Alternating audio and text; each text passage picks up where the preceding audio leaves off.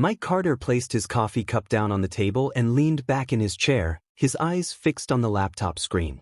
The blue light shimmering from the scrolling text reflected off his prescription glasses. This HOA system was more corrupt than he had thought. 3 months ago, Mike moved to Oak Ridge Estates, a gated community on the outskirts of Phoenix, Arizona.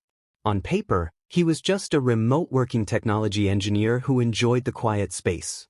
But in reality, he was a federal investigator specializing in financial fraud related to HOAs. His cover story was simple: a single man, 35 years old, tech-savvy, who hated unnecessary fuss.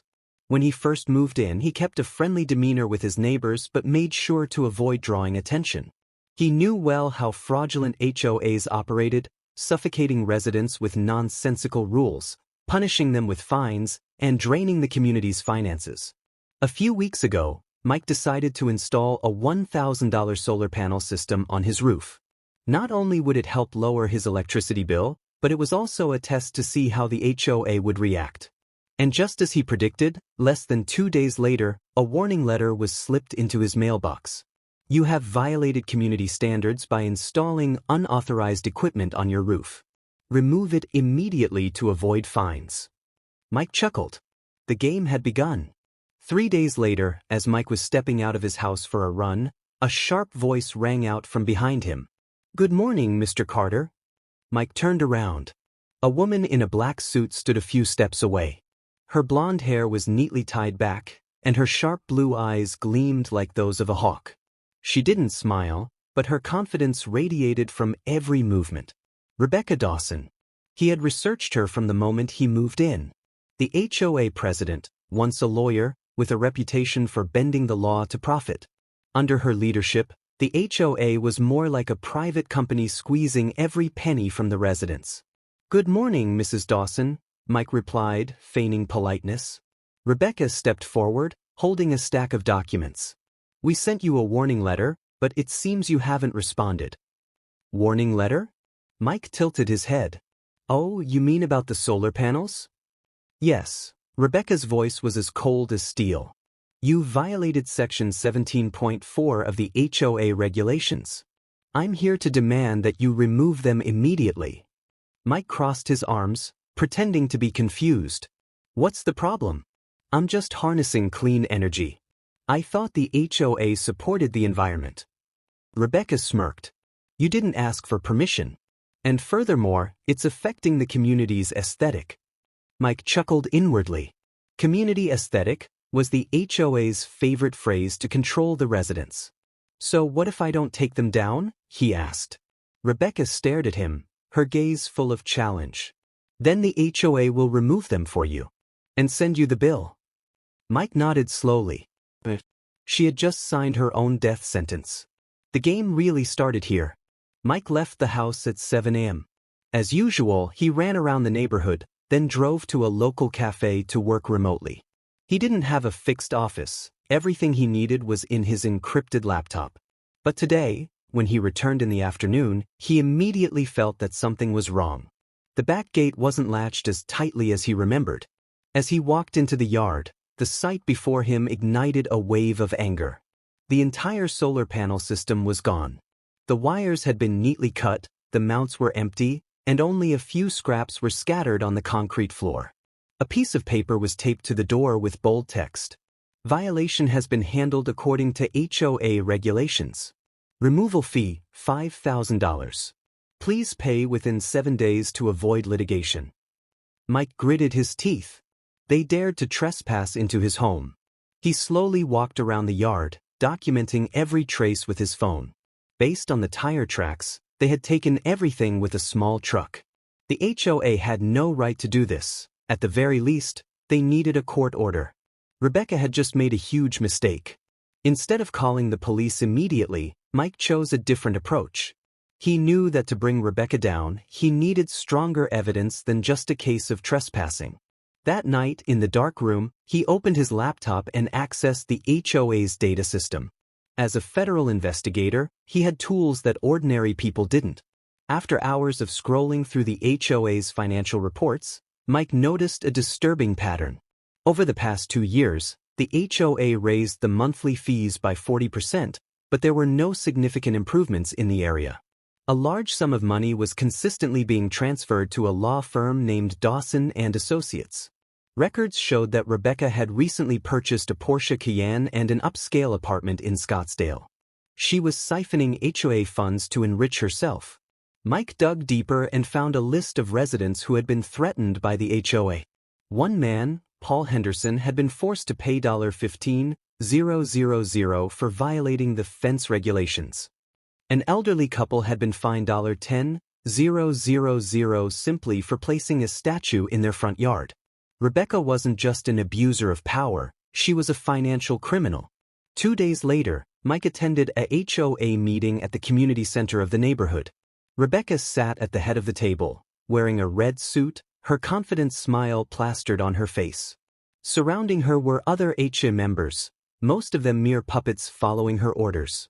When it came to the residents' comments section, Mike stood up.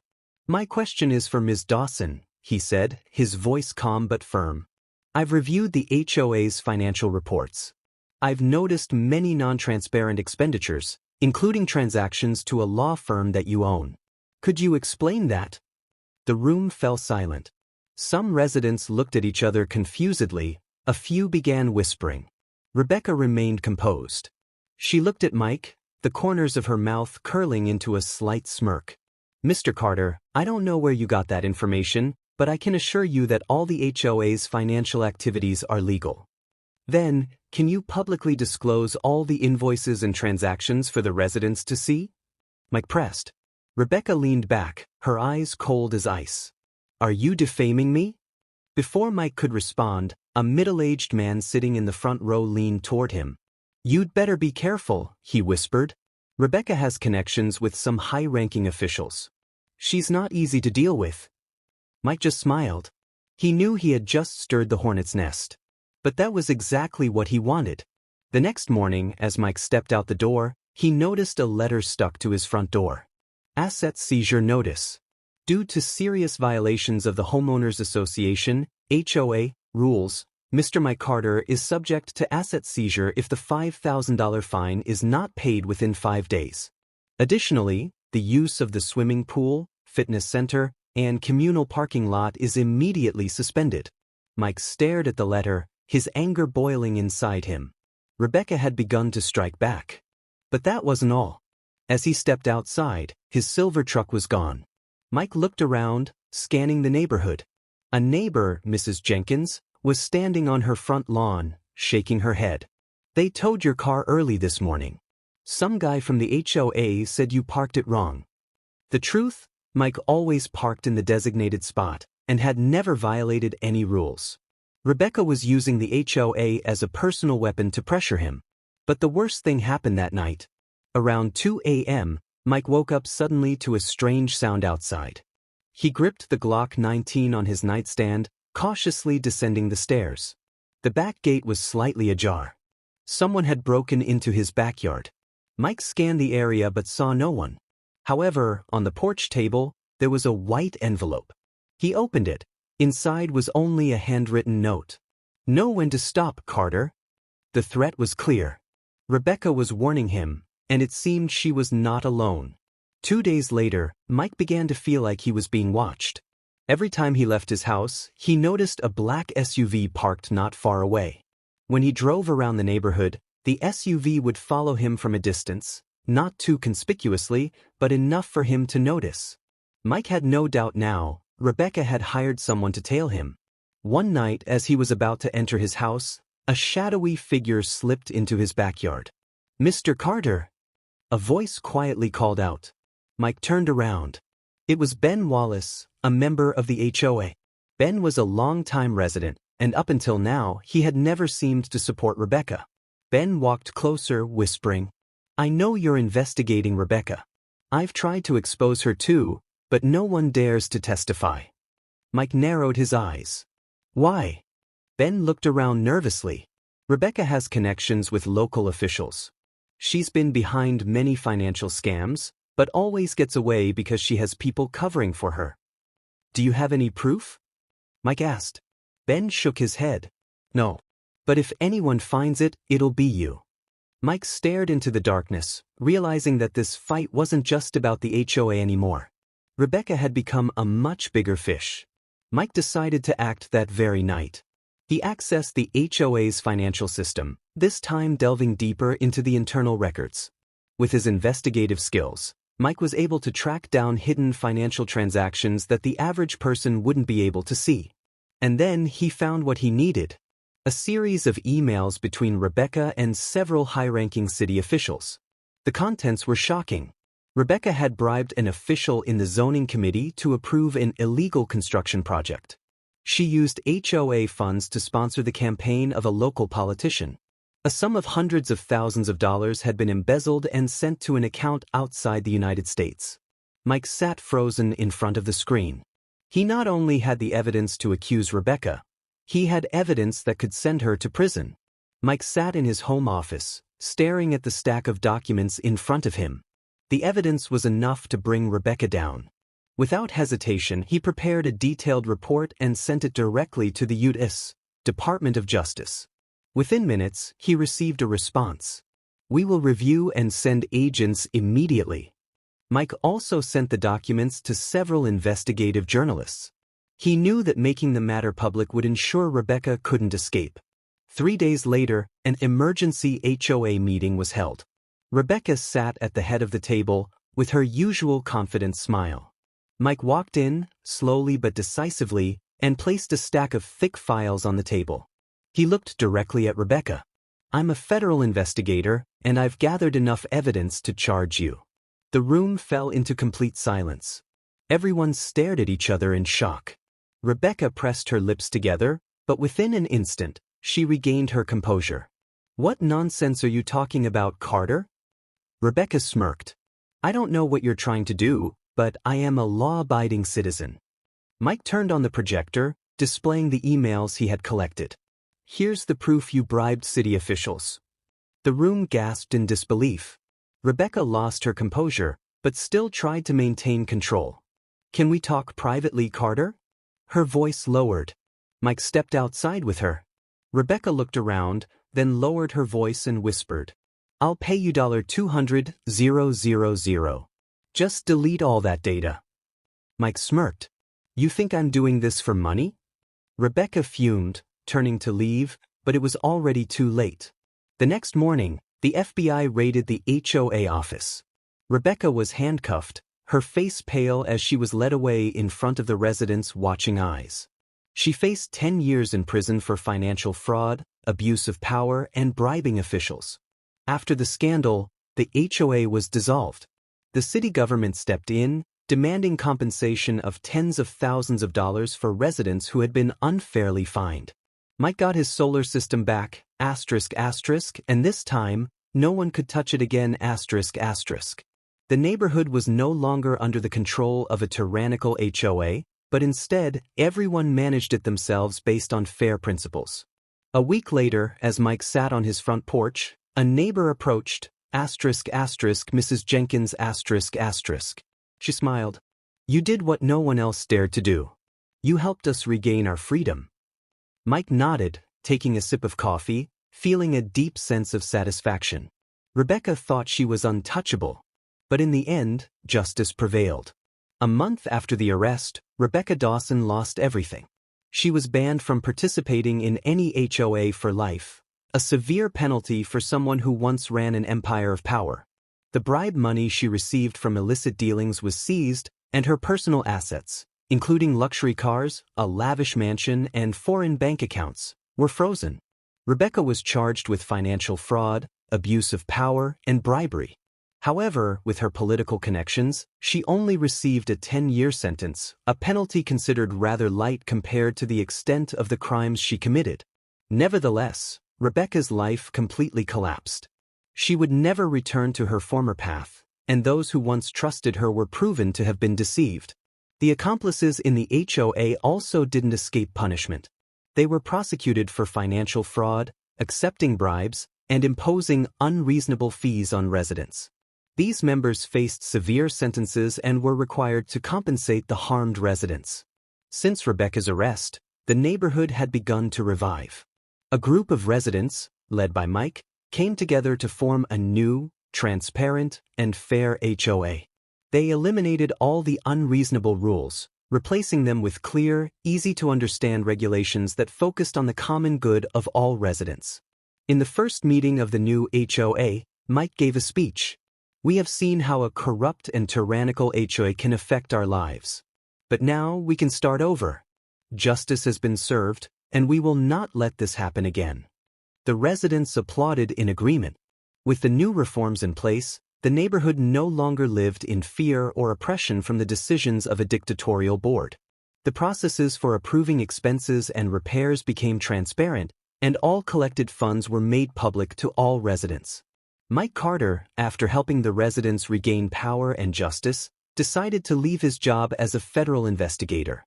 He no longer wanted to just witness change. He wanted to actively create change. Mike opened a legal consulting firm specializing in helping residents fight against corrupt and unjust HOAs. His company became a place of support for those oppressed by the unreasonable regulations of HOAs, offering legal advice and representing them in lawsuits. The transparency and justice that he had won for himself and the neighborhood now became the ideal he would continue to pursue for the rest of his life. Mike Carter's story didn't just change a neighborhood. It became a national media sensation. Journalists and reporters constantly interviewed Mike, featuring his story in major newspapers and on popular TV programs. He became a civil hero, a symbol of the fight against corruption and abuse of power. But this didn't stop at his personal story. Mike's journey sparked nationwide HOA reforms. States began to reassess HOA regulations, especially regarding the power HOAs could wield over residents. Lawyers and consumer protection organizations strongly voiced the need for changes in how HOAs operated, calling for stricter regulations to protect residents' rights. Mike looked out the office window, where his old neighborhood was slowly coming to life again. He knew these changes would take time, but he felt happy and proud of what he had accomplished. Mike Carter's story proved one thing: justice can prevail, no matter how difficult the struggle. Key lessons. 1. Justice is never overlooked for long. Mike Carter's story emphasizes that justice will ultimately prevail, no matter how powerful the systems of authority and corruption are. No matter who the opponent is, if we persist and fight with determination, the truth will come to light, and those who abuse power will face the consequences. 2. The power of transparency and accountability. The newly established HOA is a clear example of how transparency and accountability can change an entire management system. Organizations or systems can endure for a long time if they serve the common good and are responsible for their decisions. 3. Nothing is more valuable than freedom and the right to control your life. The residents took back control of their neighborhood, proving that when a community is united and not afraid to fight, they can change their own lives. They learned that personal rights cannot be violated without resistance. For deceit cannot last forever. Even though Rebecca Dawson deceived and manipulated others to maintain her power, in the end, she couldn't escape the truth. This story shows that although deceit may last for a while, when people start questioning and seeking the truth, it will be uncovered. 5. The importance of standing up when something is wrong. Mike Carter was not just a federal investigator. He was also a citizen who stood up when he saw injustice.